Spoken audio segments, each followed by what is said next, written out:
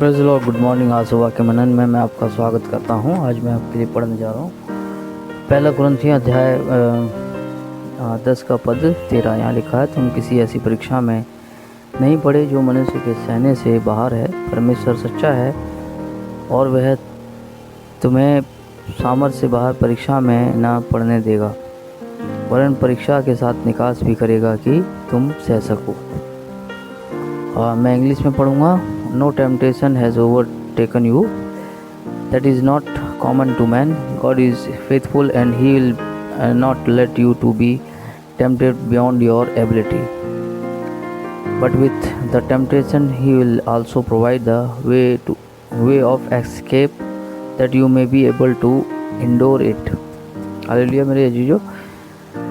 यहाँ पर परमेश्वर प्रतिज्ञा कर रहा है उस टेम्पटेशन या परीक्षा के लिए। दरअसल ये जो शब्द है परीक्षा या टेम्पटेशन के लिए, इब्रानी में वो पैरास्मोस है। पैरास्मोस जो पैराथोस से निकला है, इब्रानी शब्द से निकला है, जिसका ओरिजिनल मीनिंग होता है कि बढ़ोतरी। जहाँ आप हैं और जिस स्थान में आप हैं वहाँ से ऊंचाई की तरफ जाना।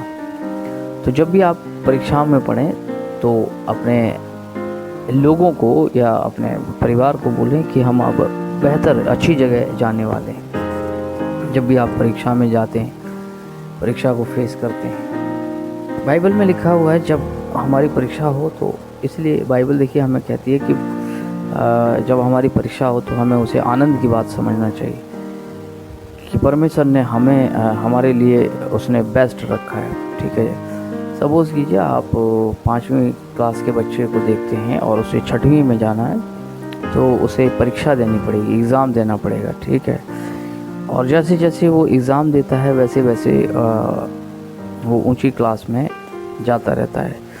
ठीक है, यहाँ लिखा है परमेश्वर सच्चा है। हमें ये बात पता होनी चाहिए, परमेश्वर सच्चा है और कुछ भी सच्चा नहीं इस दुनिया में। सच्चा सिर्फ परमेश्वर है और कुछ भी नहीं। परीक्षा में परमेश्वर का वचन है कि वो ऐसी परीक्षा में हमें नहीं जाने देगा जो हमारे सहने से बाहर है।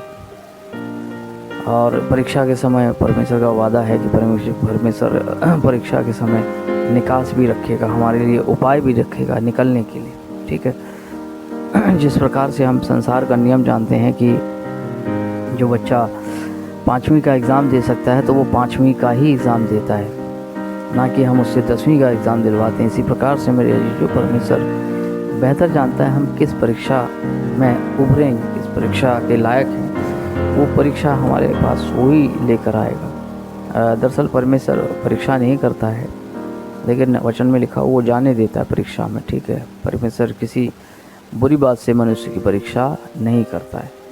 तो ये बात भी हमें पता होनी चाहिए कि परमेश्वर परीक्षा नहीं ले रहा है, लेकिन वो हमें जाने देता है। मेरे अजीजों, जब आपकी परीक्षा हो तो इसे आनंद की बात समझें और ये बात याद रखें कि परमेश्वर हमारे सहने से बाहर हमें परीक्षा में जाने नहीं देगा और वो निकास भी रखेगा। सबसे बड़ी बात है कि वो निकास रखेगा और उसने हमें जिस स्तर पर आज हैं उससे ऊंचाई पे जाने के लिए उसने परीक्षा रखी है हमारे जीवन में। इसलिए घबराएं नहीं, प्रभु पर आशा रखें, विश्वास रखें। अगर आप इस समय परीक्षा में हैं तो आनंदित हों, प्रभु का धन्यवाद दें, क्योंकि आप एक ऊंचे स्थान पर, एक ऊंचे जगह, एक प्रॉस्पेरिटी के रास्ते पर आप जाने वाले हैं। प्रभु आशीष दे। मैं प्रार्थना करूँगा। धन्यवाद देता हूँ पिता तेरे मान, तेरे दया, प्रेम, करुणा के लिए पिता प्रभु जी, इस दिन के लिए पिता प्रभु जी, हर एक सुनने वाले पर तेरी दया दृष्टि मांगते हैं पिता।